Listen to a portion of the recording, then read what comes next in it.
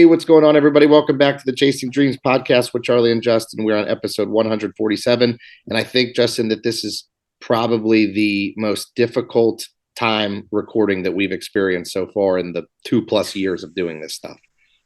Yeah, I was going to say take two or three. Or 3 or 4 or 5. I Four. like, honestly, we always say about how, like, every week we record an episode, no issues and stuff. And for us, I'm like, we beat the dead horse with that stuff, but it's also kind of surprising that we haven't ran into any technical issues. Like, I tell myself all the time that I need to do something, like have some reserves or some sort of a bank, because, like, let's say hypothetically something were to happen to my computer, I would not be able to upload it. I have another laptop, but like our commercial and intro songs and all those recordings are on here and the editings are on here. So it would be quite the hassle to kind of time crunch it and do it from another computer. So I need to start making plans. I mean, we're coming up on 3 years, and I feel like it's like the law of averages that eventually something's going to have to go bad. If things have continued to not go bad thus far, it's only a matter of time before something happens catastrophic to the podcast. But I guess we'll start with giving a little background on what happened and how this started. So, as many people know, based on my story, that we had Shannon Noor, who was one of our interviewees that we had on the show. Gosh, how long ago was that? Early on. I think it was in the 30s. Yeah, she was certainly one of our earlier guests and had an incredible story. Her story was so lengthy and so, I don't know, just transformational, for lack of a better term, because she's overcame a lot. Absolutely. And she's got like multiple hats that she wears. So we actually kind of did 2 episodes with her back to back. So we did one, and then the next week recorded the follow-up. And we wanted to have her back on for a 3rd episode, but technically like a second interview, a second go round, and ran into a multitude of technical issues today, which was driving me insane. Well, really, I mean, if even more backstory, we've had some issues with trying to get her back on over the past too. Like, a few months ago we had her scheduled, and then I was busy and we had to reschedule. And then I think she was busy. And then now when she reached out again, because she actually reached out to me, about a week ago and asked about being on again. I was like, absolutely, let's do it. And then, this morning we had technical issues. I slept in, and then we had computer problems. So computer problems, and then charger problems, and then phone problems, because we troubleshooted nearly every conceivable way that we could do to fix it, and ultimately nothing was successful, and essentially had to reschedule with her. And it was funny because she was super understanding, because she's like literally the nicest human being of all time. And He actually reached out to me not too long ago. I haven't texted her back yet because I was kind of a whirlwind of doing some stuff so you and I could jump on this call and record now. But she reached out to me and said, like, hey, I just wanted to reiterate, please don't feel bad about needing to reschedule. It's not that big of a deal, et cetera, et cetera. Meanwhile, I've been like stressing about it, because honestly, the only thing that I hate more than wasting my own time is wasting someone else's at my expense. Absolutely. Like, where it's my fault. Like, if people waste their time, I don't care, but I don't want to waste people's time, because we talk about it, what it's like when someone wastes your time, and you are kind of like role reversing there. So I felt so bad, and things that were unforeseen that were kind of out of your control. But in retrospect, you could certainly always plan better. Regardless, we'll have her on next week. Knock on wood. And here we are, just you and I solo today. Absolutely. So how was vacation, man? You're back in the swing of things now, finally. Seems like an eternity. I am. Right. Yep. I'm back. Had was not a full week of work because, come back and then had Monday off for the holiday. So had a shortened week and had a lot of meetings that kind of took me away from my normal day-to-day routines. So, it's good. I love being back. I got a lot of work, got a lot of catching up to do here on the homestead, and taking advantage of the day-to-day to do that. So, watched most of the Ohio State game, and that's a runaway. So I was like, let's go ahead and push the recording up to a little earlier. So, yes, I'm very happy to be back. How do you prioritize stuff when you get home? Is it like, do you actually have a list? Because I'm like a big list guy. I know it sounds corny, but I do like tangible lists. Like, I'm not talking just mental, like, oh, I'll make a note of the things that I need to do. Like, I actually will take out a pen and paper, or I will do it on an index card. More likely than not, I do it on a, or most often I do it on a, just on my phone, like on a note app, where I make lists of like everything, like when I go to the grocery store, things that I need to do, so that way I have a check off list. And I don't know, I think it's, for me, it kind of stemmed from poor memory because I always forget something at the store, or I always forget something that I have to do, or if I have a bunch of errands that I need to do. The list is just a good way for me to stay organized. And not only that, but I guess stay focused too. So if I don't have a list, I'm like lost. So is that something that you did to try to help prioritize all the crap that you needed to do as soon as you got home, or what?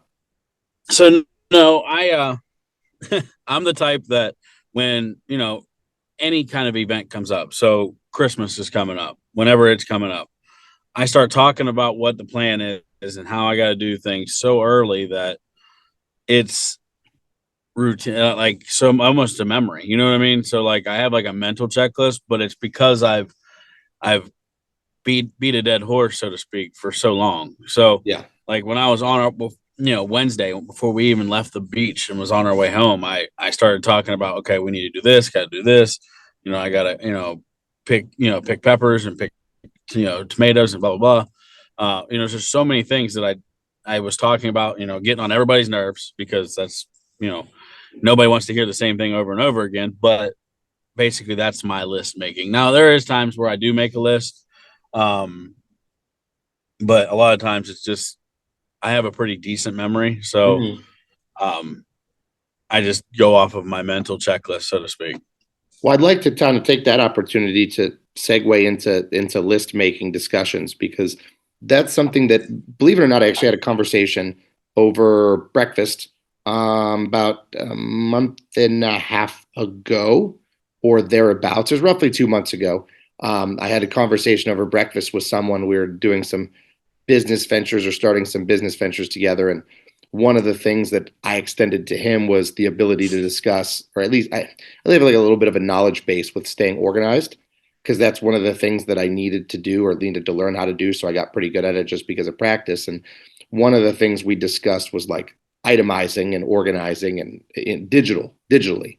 So like Yes. different apps that you can use. And I think it'd be nice to kind of extend the conversation to our listeners and ask people that whenever they hear this episode, that you and I are both open for suggestions in terms of things that people use just in their day to day, whether it's professional or recreational, to stay organized. Because I do a couple different things. Like one of the things I do is I have a an ongoing to do list on my phone, and that can constantly be updated. Like I'll just delete something, put it on.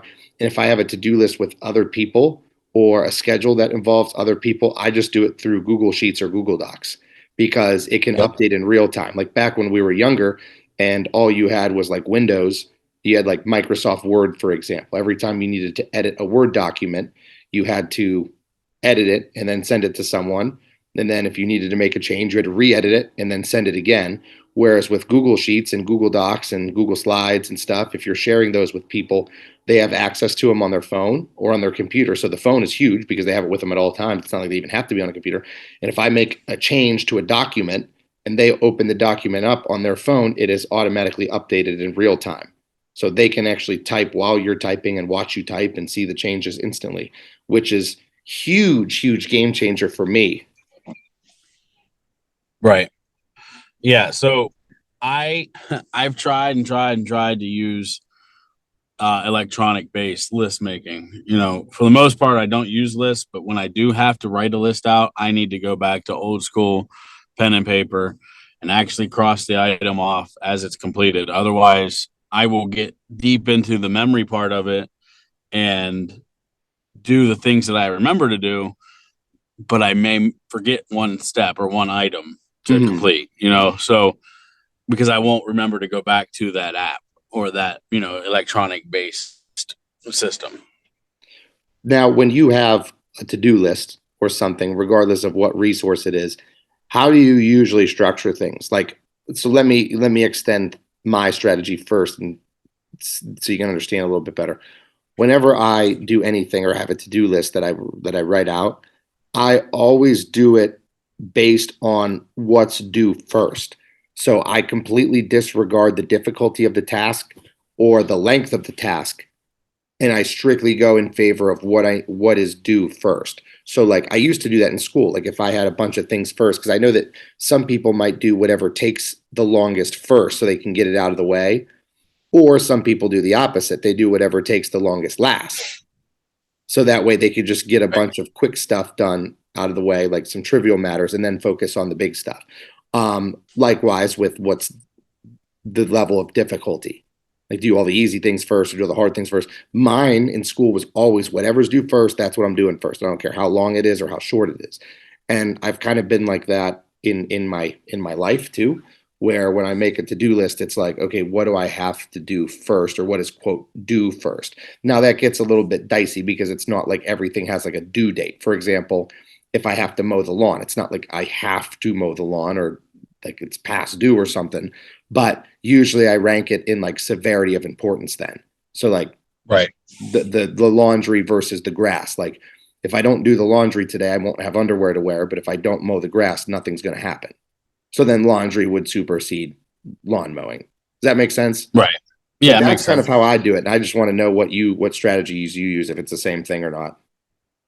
So a lot of what I do is priority based. So um for my personal life, I have to eat breakfast.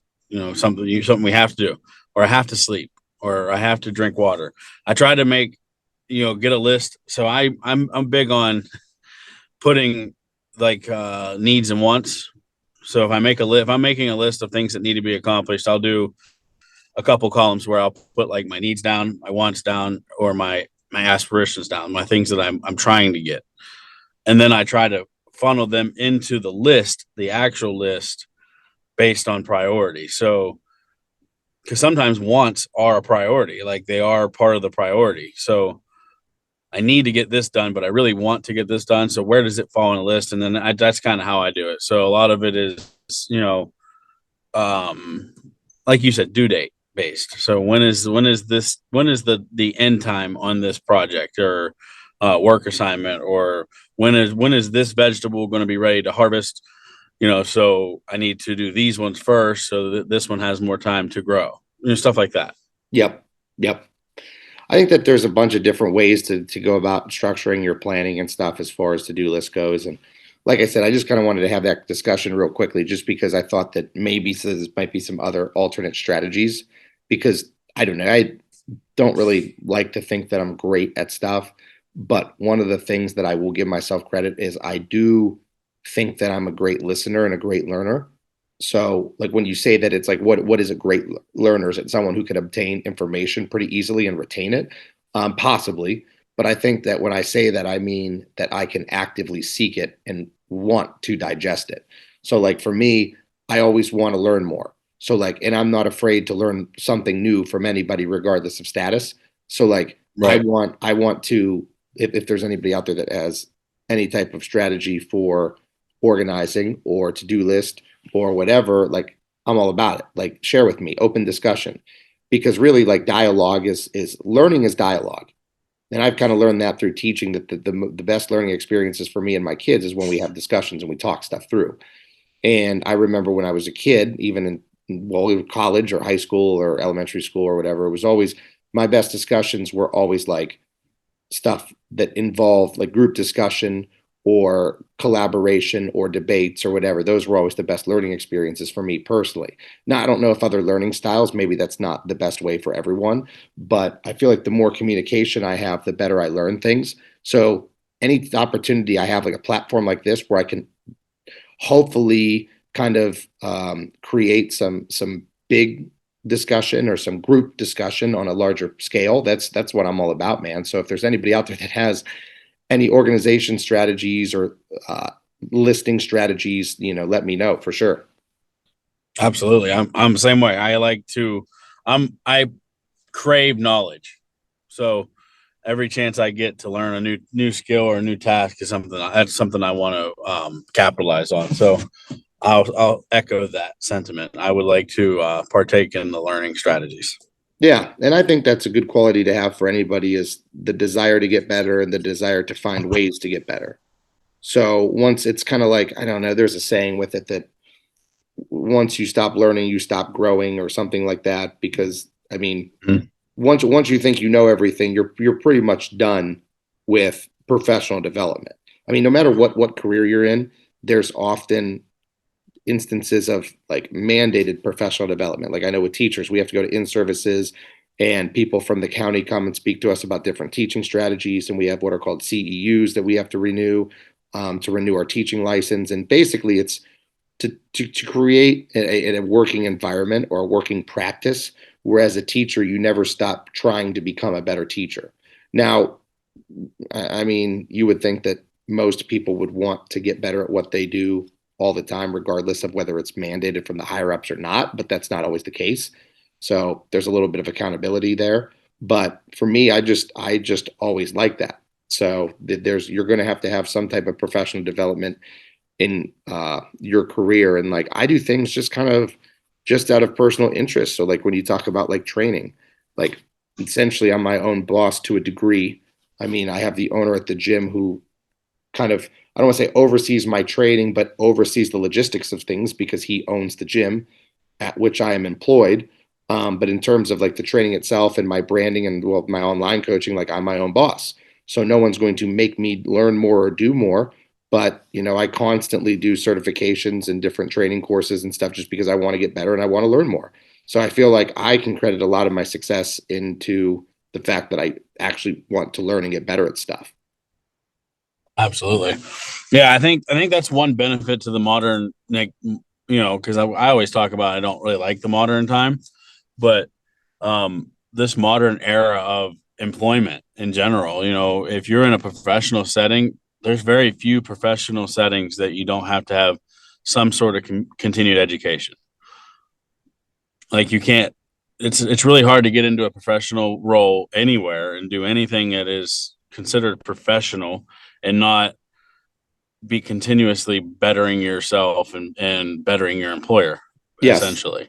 Yeah, 100%. And for me, kind of like one of the things that I've been thinking about a lot lately is being passionate about things. And Mm-hmm. I had a discussion, what day was it? It was a couple days ago, 2 days ago. I had a discussion with someone about how or a group of people, about how I don't do anything now that I don't think that I'm really passionate about. Because if I'm passionate about something, I'm going to be successful in it. And if I'm not passionate about sex or about something, I'm not going to be successful in it. Like my dad always used to say when I was growing up that I'm the hardest working person and the laziest person he knows at the same time. And he used to say, like, if it was something I wanted, I would not be stopped and go through walls to get it. But if I didn't care about something, I could be so dismissive of it and be the laziest person in the world if it wasn't something that interested me or that I cared about. And as I got older, I've started to try to model this person who works hard at everything. But then I realized deep down, I'm still the same person. I've just got more selective at what I do. So, like, Yeah. I look like I work hard at everything, but I only do the things that I want to do. Therefore, I'm working hard at them. So, like, the reason I bring that up is because when you talk about like self improvement and wanting to learn more, I don't really think that I had like that I'm super curious person by nature. I think it's more a product of I'm super curious with the select things that I do. So, like, if you put me into another job, um, I don't know, I can't even think off the top of my head, but if you put me into like some type of occupation that I wasn't interested in, I don't think that I would be so zealous and eager for this professional development and these additional learning things. Like for me, everything that not everything, because I'll be interested in some random stuff. Like it's always cool to learn new things about other stuff that you're not really involved in too much. But with like training, like I will learn and want to learn all day about training. Like when I go to like these like big training seminars or nutrition seminars or whatever performance stuff, I like fall in love with it. And I could literally sit there for hours and hours and hours and not eat, not sleep, and just be totally engaged. But I'm not like that with everything. I don't really have a desire to learn about everything. I mean, it'd be nice if you could learn everything, but you know what I mean? I don't have a desire to spend time doing things that I'm not interested in or invested in. So I think that maybe it's kind of misleading when I say how much I love learning and I'm always really willing to learn because I am, but I just like most people, I want it to be within the paradigm or the scope of what I do day to day. Right. You choose to learn the things that are relevant to your life. Yeah, relevant. That's relevancy for sure. Not just things I'm interested in, but things that are relevant because I have to do them or whatever. Right. Exactly. Same here. I'm the same way. I You know, think that I like pick and choose. yeah, you do.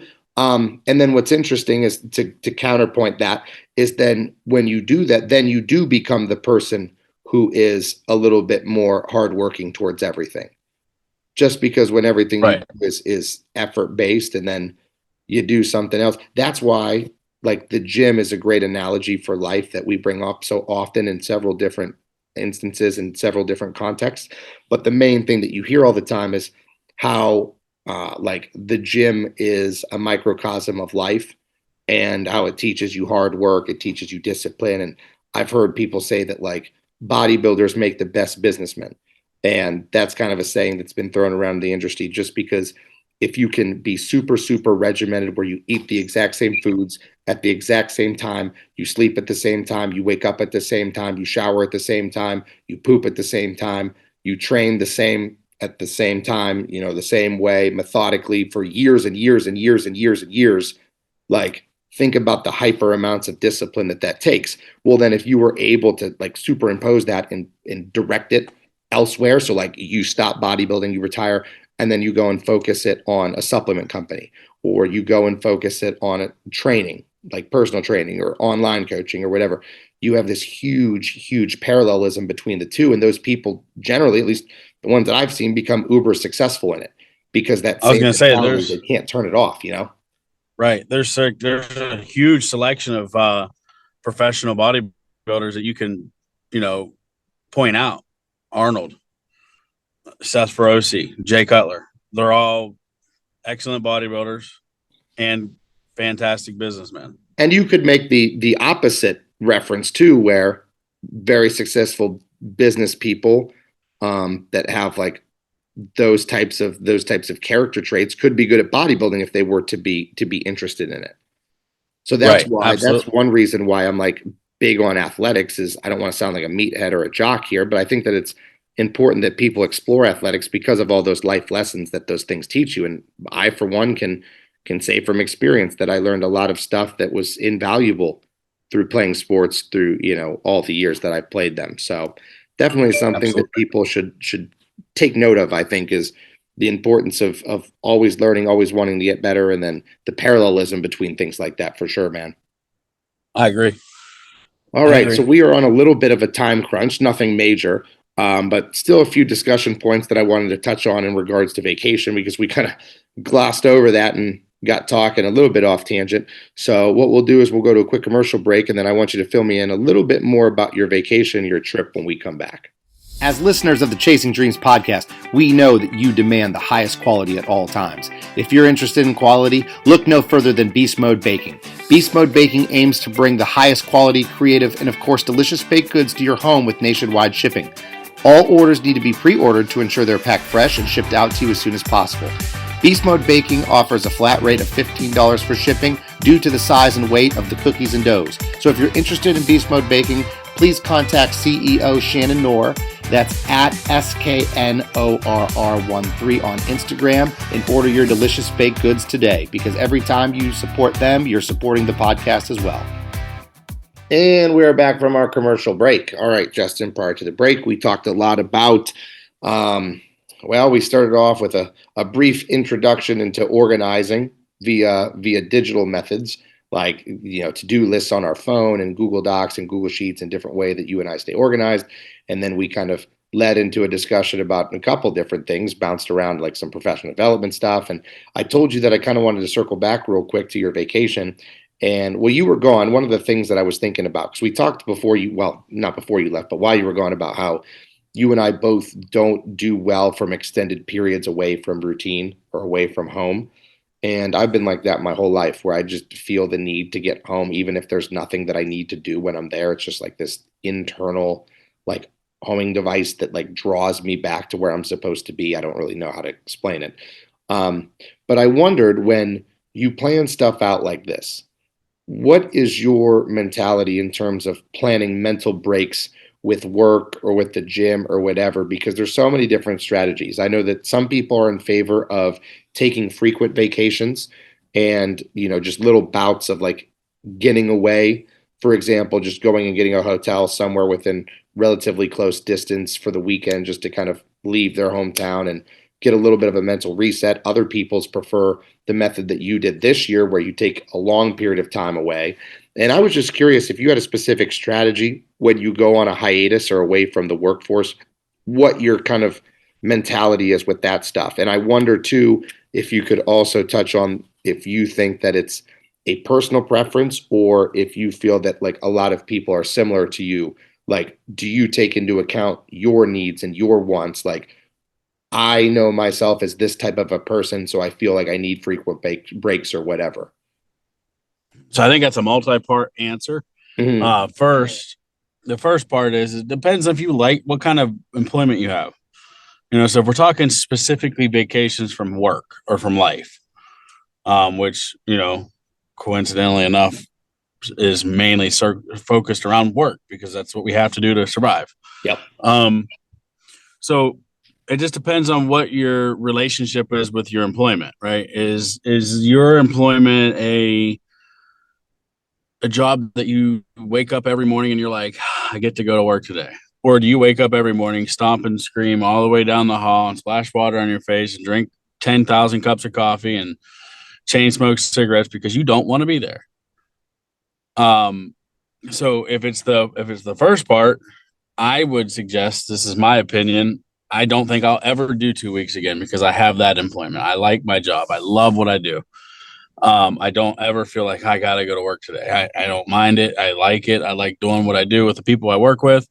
So taking 2 weeks off, I almost thought more about working towards the end of it than I was focusing on the vacation. So you know what gives you a unique way to think about that? Like while you're saying this, it just made me think like, think about a hobby or something you enjoy doing. And then yeah, thinking about what it would be like if you took 2 weeks away from that.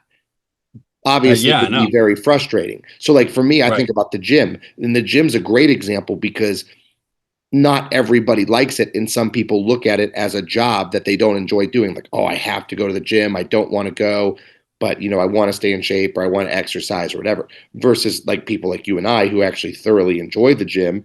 Those things don't look like tasks for us. So we never need to take extended periods of time off for mental break. I mean, possibly physical breaks if it's warranted, but not like mental breaks. Like I've never had to take a mental break from the gym. Like if anything, when I am forced to take a physical break, it drives me nuts mentally because I want to get back in there. So that's like right, yeah, it's a hobby for me, but some people don't look at it as a hobby. Somebody may look at it like a job. So that's kind of what you can look at your occupation like. Like, do I have a job that feels like a hobby? Now, I know the reality is most people are never, even if you enjoy your job and like it, most people aren't dying to get up to go to their job. Like they're overly right, excited and can't wait to get there. But a lot of people, best case scenario would just be, a job that, yeah, I don't mind it. I have a good time while I'm right, there. It pays my bills, provides for my family, and gives me plenty of time to live the life that I want to live, not the live that I need or the life that I need to live. right. So I guess to, touch on the other one, I think if you have that kind of job where you hate it and you feel like you need that 2 week long vacation, I think you should find another job. But Sure. um, chase your dreams. Selfless plug there. So, but for me, I think it's a little bit of a combination of both of the examples that you gave. I think a good solid week of vacation once a year is 100% necessary. Um, in my opinion. I think it offers you the time to decompress, deload your brain, so to speak, and come back with a fresh, clear mind. I also think that you should sprinkle in a long weekend here and a long weekend there once in a while, just to give a brief decompression after a long stint of day in and day out doing the same thing over and over again.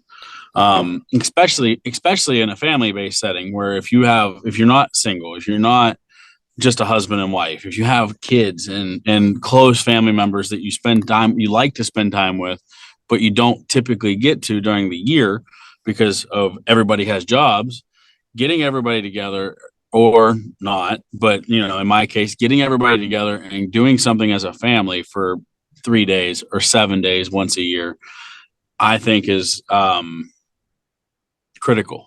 Yeah. And But then go ahead. I was just gonna say, but the very long extended vacations, I thought I would really enjoy it, and I did. I had a good time. I don't want to come off and me sound like I'm complaining because I was had afforded the ability to go on vacation for 19 days or 17 days. Yeah. I'm not complaining. I'm just saying I would have. I think I enjoy the shorter, like the one full week instead of two, more than I did the two. It Well, just it's like it started to feel like work. the analogy would be like take like cardio, for example. Are you the type of person that if you're going to do 60 minutes of cardio would like it broken up into 4 15-minute bursts, or would you rather do just a full hour at once or whatever? So like the debate that I'm always involved in is the school year, because some schools across the country have school all year round. They still, I don't know the specifics of the number of days they go, but I know that it's comparable to what we go in Ohio, where it's 180 school days. Um, and that's actual school days. That's not like counting, it's not 180 days on the calendar. It's 180 actual school days. So not counting like holidays and weekends and stuff. But some schools go year round. So they go throughout the summer. So basically, to what we're talking about here, would you rather have one big long summer break for June, July, and August? So about 3 months off. It's a little bit less than that. It ends up being probably like, I don't know, 10 weeks or so. Or would you rather have the school year round, but have like a longer Christmas break, a longer Thanksgiving break, a longer spring break? Or I don't know exactly how schools do it, but maybe they do like 3 day weekends occasionally. I'm not really sure. But that was kind of the discussion that I've had so many times at school, because teachers always debate like, should we go year round? Should we not? Me personally, and my answer is kind of skewed. I would much rather have the long break, the big break of summer. I think part of it's me being resistant to change because I've never done the alternative. So I'd be nervous that I wouldn't like it, number one. And then number two is I'm invested in so much more than just school as a career choice. And I don't like the summers are very, very big training months for me, where all Right. my college athletes are home. None of my high school athletes are in sports. I mean, it's not in season, I should say, because obviously they Right. have like AAU basketball and all their travel teams for baseball and softball and soccer and all that, and football still trains throughout the summer, but they don't have any like they're not in season, so they don't have any games. So summer is like a huge, huge training time for me where I'm working with dozens and dozens and dozens and dozens of athletes. So for me, I would say, oh yeah, I'd much rather have the longer break. But I'd like to know other people's opinion based on the break itself. Like the reason I want the long I'm break isn't because the break. If that, you know what I mean? right. So I'm very opinionated on this topic. Good. Um, so first and foremost, I think your age of students that you teach, Hmm. I think they should leave it alone. I think the 180 days and then have that long break is a good introduction to life to the for that age of child. But once kids get into middle school, seventh, eighth grade, and then on into senior high school, Hmm. I think, and I really wholly believe that they should go to school all year round because they're right around the corner from adulthood and doing that anyways. Hmm. It doesn't make sense to we're raising adults essentially. We are putting our kids in your guys' care, and you guys are meant to help us create functioning adults. But up in 18-year-old kids in high school, they've never had to get up out of bed every single day all year round at 6 o'clock in the morning to go to work or to go to school. So how can we expect them to have that ability to adapt to that change overnight?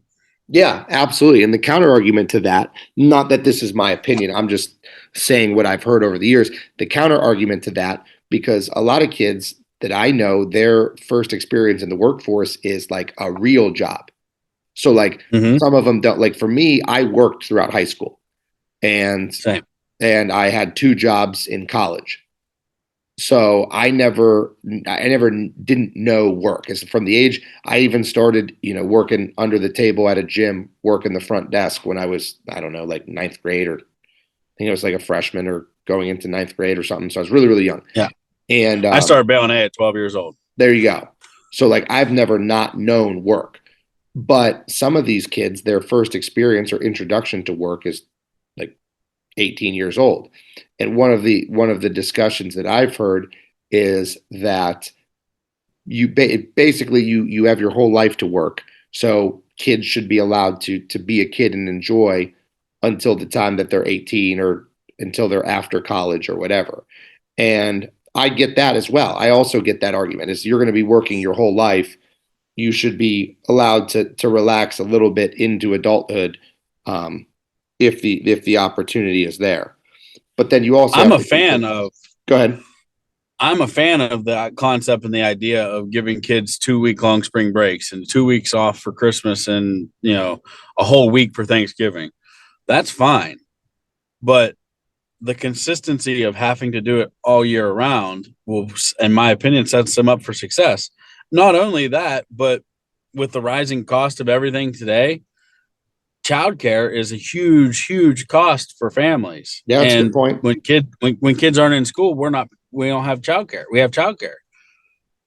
So if your kids are in school, a mother that or a father, either one. Sorry, I didn't mean to, exclude anybody, but one or the other could go to work while the kids are in school. Yep. But if in a lot of cases they can't afford to work because childcare costs more than you would make at jobs.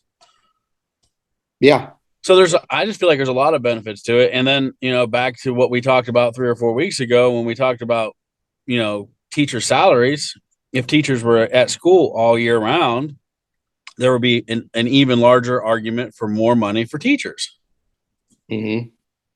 So I think in my opinion, I think there's just a large benefit to getting kids, young adults, acclimated to what real life is going to be when they get to real life. Yeah, it's interesting. Like I said, I don't know which side I'm on, and I hate being the person that says I don't ever want to say that I have an opinion on something if I haven't tried the alternative.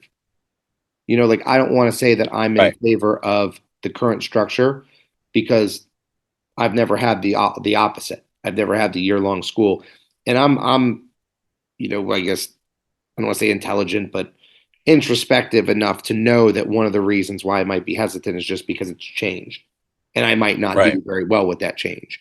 So just something that I thought I'd throw out there because it was kind of a good reference to the conversation that you and I had previously. So Absolutely. well, man, I mean, we're both kind of on not a little bit of a time crunch, but we both have some things to do and to-do lists to check off. Yeah. Whether it's on a notepad or that index card or whatever. So I think that pretty much wraps it up for the week. And we actually kind of can give, because normally we talk about like some discussion points that we're going to carry over to the next episode, but you and I really aren't going to carry over anything that we talked about today, but everybody knows what the next episode is because we'll have Shannon on for her kind of like third episode, basically second interview. So that'll give our listeners something to look forward to. Absolutely. I'm super excited to have Shannon back on. I have a little insight to what she's going to talk about, and I think it's very important. So hopefully everybody tunes in to listen to that one for sure. Perfect. So with that, we have come to the end of another episode of the Chasing Dreams podcast with Charlie and Justin. This is episode 147. As always, we appreciate your listenership, and we look forward to hearing back from you guys next week. Unbreakable, unstoppable, I'm pushed to the edge and take it all. I'm born to be untamable.